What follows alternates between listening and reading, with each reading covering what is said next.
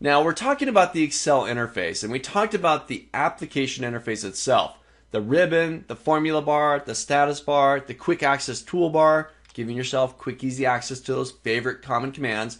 Now, I want to move away from the application interface and get into what really makes up Excel. This is the workbook. This is really the second half of the Excel interface. Now, looking at my screen, I've got a blank workbook open in front of you. This workbook contains a worksheet. You can see that I have a tab down there at the bottom called Sheet 1. A single workbook, and a workbook is really your main Excel document. It can contain up to 255 worksheets. This is huge. I've only got one right now. I can hit the little plus sign just to the right, and this will add a second sheet or worksheet called Sheet 2. Remember, 255 of these things. Now, this is your workbook, and within the workbook, you got the worksheets. Each worksheet, I'm going to click back on Sheet 1 here, looks identical. It's got columns, A, B, C, D, and so on.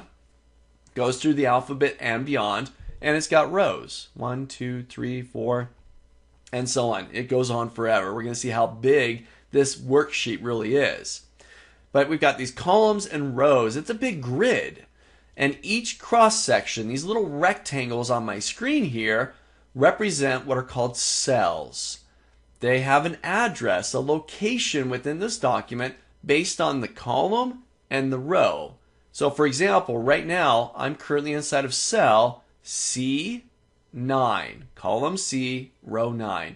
So we have this massive grid of cells, these little rectangles, where you're going to make up your data, you're going to input your data. Now let's see just how big a single, remember this is just one, you can have up to 255 of them inside of this workbook.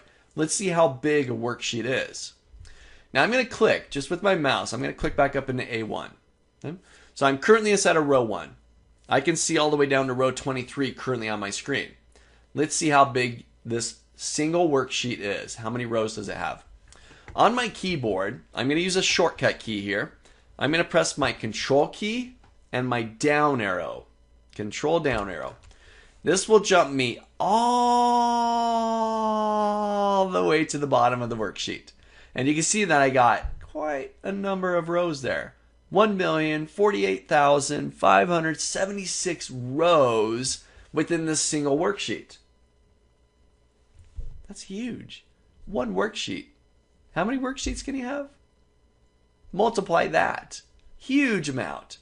Now that's rows. How about columns? How many columns do we have here? Well, we started in A. It's going to go to Z. We get to the end of the alphabet, and what's it going to do? Well, you know what? It just continues. It loops the alphabet again. So it'll go AA, AB, AC, AD, and so on. I'm going to do another shortcut key here. Control right arrow. And this will take me all the way to the last column there, XFD. Now I can't remember the exact number, but that's several columns in width.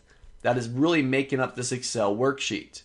So I'm in over 1 million rows, several thousand columns, all these little cells, these little rectangles where I can input data. Now if you're ever lost in that sea of columns and rows and data, here's another shortcut key for you. Control and the home key. Right above my arrow keys, I got a home key. I'll press that, and it'll take me right back up to cell A1. So this is your Excel workbook. Within the workbook, you got worksheets, up to 255 of these things. With all these rows and all these columns, this is your main document. Now we're going to talk about saving here in just a little bit. When you save this document, this Excel workbook with all these worksheets, you create what's called an Excel workbook, but it has an extension of .xlsx. So try this out for me.